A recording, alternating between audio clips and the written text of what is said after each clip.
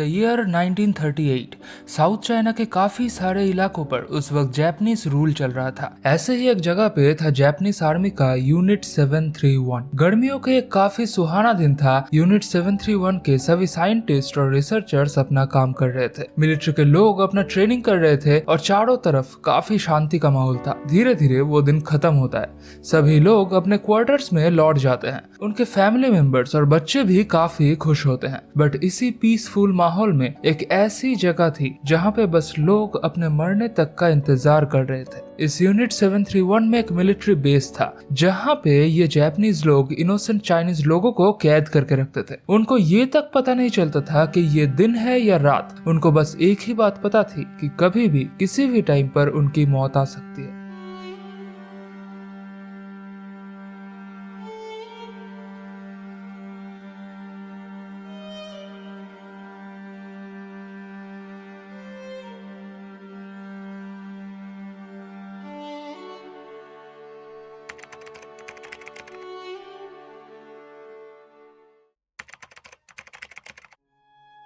World war 1 को खत्म हुए ऑलमोस्ट 10 साल हो गया था। जापान ने अलाइड फोर्सेस मतलब ब्रिटेन, रशिया और फ्रांस का साथ दिया था एंड एज अ रिजल्ट उस टाइम पर उनकी इकोनॉमी बहुत तेजी से आगे बढ़ रही थी। जापान लीग ऑफ नेशंस का हिस्सा बन गया था और वो लोग अच्छे इंटरनेशनल रिलेशंस को एंजॉय कर रहे थे। इसी पीस को मेंटेन करने के लिए जेनेवा स्विट्जरलैंड में एक प्रोटोकॉल साइन किया गया। एज पर दिस प्रोटोकॉल आगे के आने वाले टाइम पर कोई भी कंट्री बायोलॉजिकल वेपन्स खासकर बैक्टीरियोलॉजिकल वेपन्स को बना नहीं सकता। वर्ल्ड वॉर 1 में जर्मनी ने पॉइजन गैस के मदद से जो डिस्ट्रक्शन क्रिएट किया था उसी को देखते हुए ये प्रोटोकॉल साइन किया गया। वर्ल्ड के सारे मेजर कंट्रीज के साथ साथ जापान ने भी ये कॉन्ट्रैक्ट साइन किया। इस टाइम पर स्विट्जरलैंड से 9600 किलोमीटर दूर जापान में 33 साल का एक मिलिट्री डॉक्टर था जिसने इस प्रोटोकॉल के बारे में पढ़ा और उसे लगने लगा कि बायो वेपन जब इतनी खतरनाक है तब वर्ल्ड की सारी बड़ी कंट्रीज सीक्रेटली कुछ ना कुछ वेपन्स तो जरूर क्रिएट करेगी और दूसरों के ऊपर अटैक करेगी एंड जापान को भी उस टाइम के लिए प्रिपेयर रहना चाहिए। उनको भी कुछ ऐसे वेपन्स बनाने चाहिए ताकि बाकी के कंट्रीज उन पर हमला करने में डर जाए। इस जापानीज डॉक्टर का नाम था इशी शिरो एंड आने वाले टाइम पर इशी अपनी पूरी लाइफ इसे बायो वेपन बनाने का आइडिया पर बिताने वाला था। इस पूरे रिसर्च प्रोसेस में करीब 20,000 लोग इशी का साथ देने वाले थे और करीब 3 लाख लोग इस रिसर्च का शिकार होने वाले थे। Ishi was really intelligent. Even वो अपने टाइम का one of the most genius person था। बट असल में वो अपने रूड, एक्सट्रीमली एरोगेंट और ओवर एम्बिशियस बिहेवियर के लिए जाना जाता था। वो एक ऐसा इंसान था जो अपने करियर के ग्रोथ के लिए और गोल्स को कंप्लीट करने के लिए किसी भी हद तक जा सकता था। इशी ने जापानीज गवर्नमेंट को अपने आइडियाज के बारे में जो पिच दिया था उसमें उसकी अल्ट्रा नेशनलिज्म और ओवर एम्बिशियस थॉट्स बाहर आ रही थी। अगर कोई दूसरा कंट्री हम पर बायोलॉजिकल वेपन से हमला करती है then we will be helpless. Well, हम एडवांस्ड वॉर टेक्नोलॉजी पर काम तो कर सकते हैं बट क्या होगा अगर हमारे यहाँ आयरन्स या फिर रॉ मटेरियल्स की शॉर्टेज चल रही हो। इसलिए हमें भी बायो वेपन्स बनाना चाहिए। ये बहुत लोगों को एक साथ मार भी सकती है और इसको बनाने का खर्चा भी बहुत कम है। इशी के इस प्रपोजल को सुनकर जापानीज गवर्नमेंट उसे 1928 में 2 साल के लिए वर्ल्ड टूर पर भेज दिया ताकि वो बायोलॉजिकल वेपन्स पर रिसर्च कर पाए। इन 1930 जब इशी जापान में लौटता है वहाँ पे एक बहुत बड़ा इकोनॉमिक क्राइसिस चल रहा होता है और वहाँ की गवर्नमेंट भी चेंज हो गई होती है। तो इशी को लगता है कि ये सबसे सही टाइम है अपने प्लान्स को अंजाम देने का। तो वो दोबारा मिलिट्री हेड को अपना प्लान सुनाता है।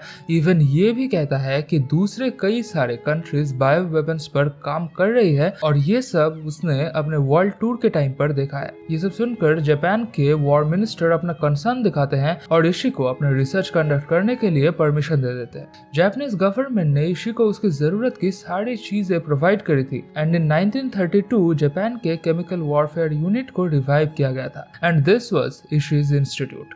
यहाँ पे इशी और उसके साथ कई और साइंटिस्ट काम करते थे। उसका मेन टारगेट था प्लेग बैक्टीरिया।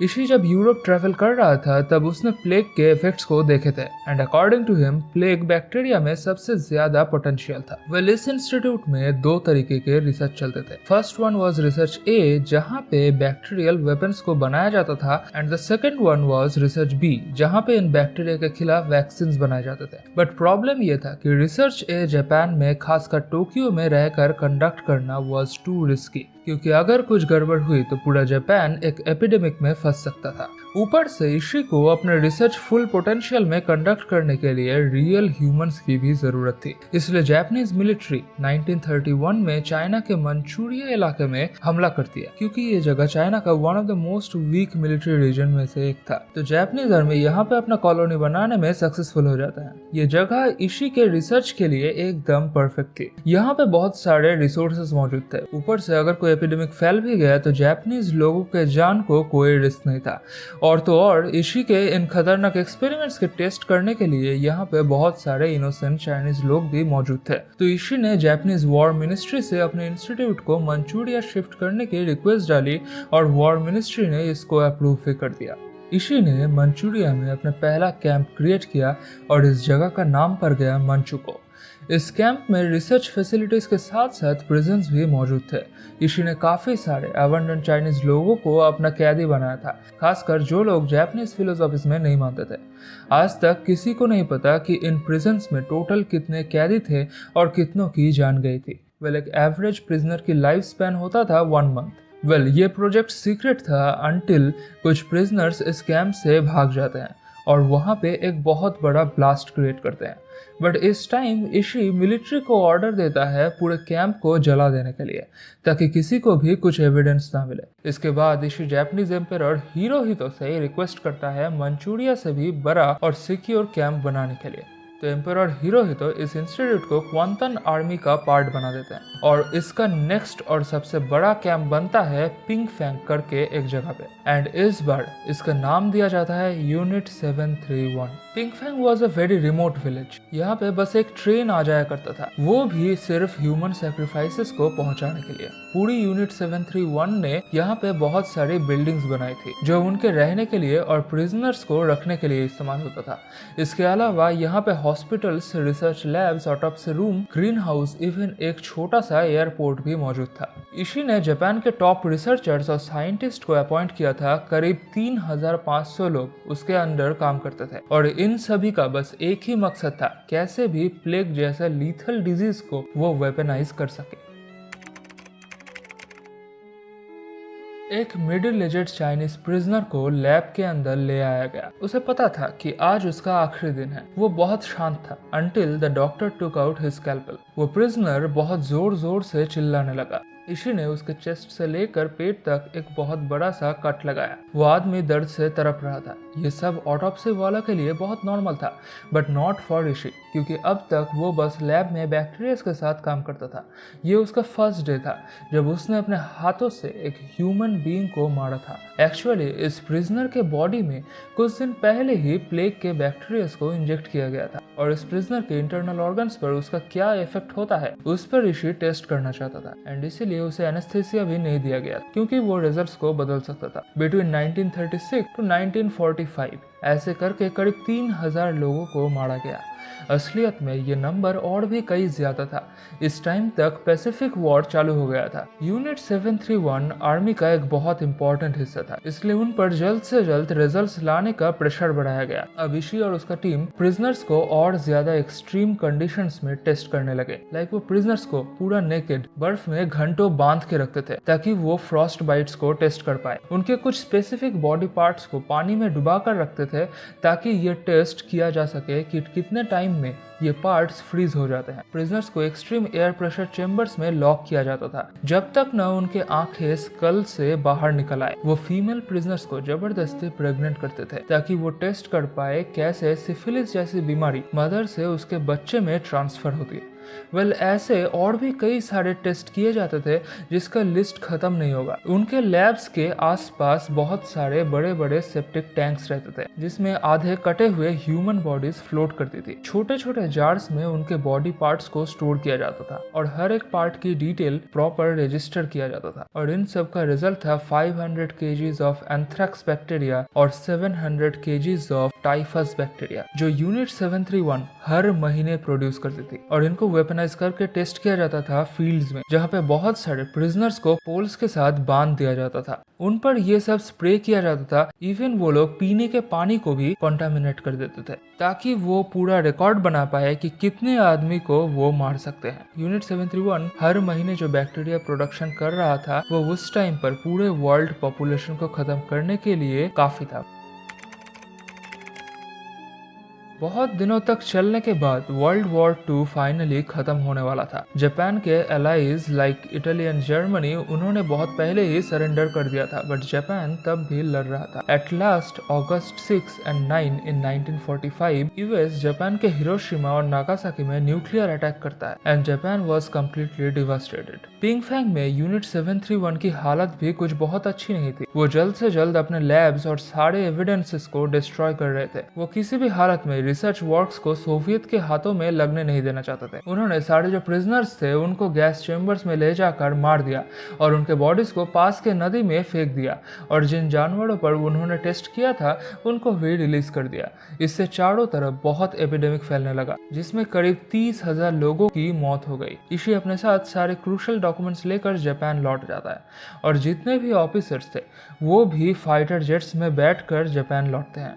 बट बहुत कोशिश के बाद भी सारे वेपन्स को वो डिस्ट्रॉय नहीं कर पाते। ऑलमोस्ट 1 मिलियन बायो वेपन्स तब भी पिंगफैंग में मौजूद थे। जापान के इस पूरे बायो वेपन प्रोसेस में करीब 5,80,000 लोग मर गए थे, इसलिए इशी को एक वॉर क्रिमिनल घोषित कर दिया गया। बट गवर्नमेंट उसके साथ थी, इसीलिए दुनिया के सामने जापानीज गवर्नमेंट ने इशी का एक फेक डेथ और फ्यूनरल शोकेस किया। बट इन 1946 यूएस आर्मी ने इशी को ढूंढ लिया और अरेस्ट कर लिया। यूएस गवर्नमेंट को पहले से ही पता था कि जापान बायो वेपन्स बना रही है। इवन वो खुद भी सीक्रेटली बायो वेपन्स बनाने की कोशिश कर रहे थे, बट उनके एक्सपेरिमेंट उतना सक्सेसफुल नहीं था क्योंकि उन्होंने ह्यूमन बीइंग पर टेस्ट नहीं किया था। इसलिए उनको इशी के रिसर्च पेपर चाहिए थे एंड इसको लेकर यूएस और जापान के बीच जो मीटिंग और इंटरव्यूज हुए थे वो सब फुल्ली रिकॉर्डेड है।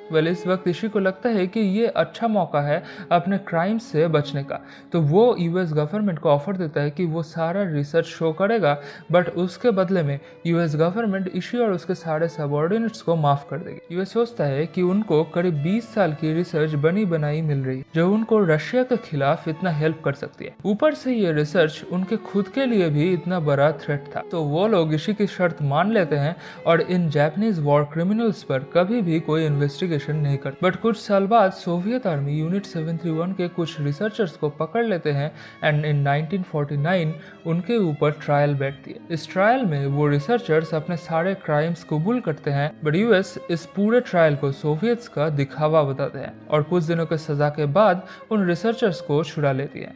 धीरे धीरे सारे रिसर्चर्स जापान के हायर ऑफिशियल पोस्ट में चले जाते हैं, खासकर फेमस फार्मास्यूटिकल कंपनीज के हेड बन जाते हैं या फिर गवर्नमेंट मेडिकल एसोसिएशन में बड़े पोस्ट पर चले जाती है। This was completely well recorded that Japanese government को पूरी तरह से इन सब के बारे में पता था। फाइनली इन 2002 गवर्नमेंट कन्फेस करती है कि उन्होंने ऐसा कुछ किया था और चाइनीज प्रिजनर्स पर ये सारा एक्सपेरिमेंट किया था। इन 2018 गवर्नमेंट यूनिट 731 के सारे मेंबर्स की एक लिस्ट निकालती, बट इस टाइम तक इशी जिंदा नहीं था।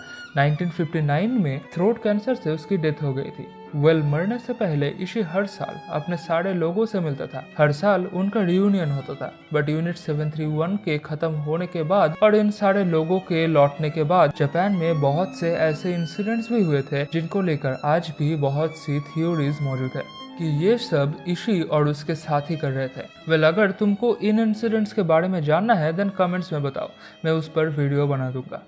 एंड आज का ये वीडियो यहीं पर ख़त्म होता है। ये वीडियो अगर तुम लोगों को पसंद आया है देन लाइक करो और आगे भी ऐसे ही वीडियोस देखने के लिए चैनल को सब्सक्राइब करो।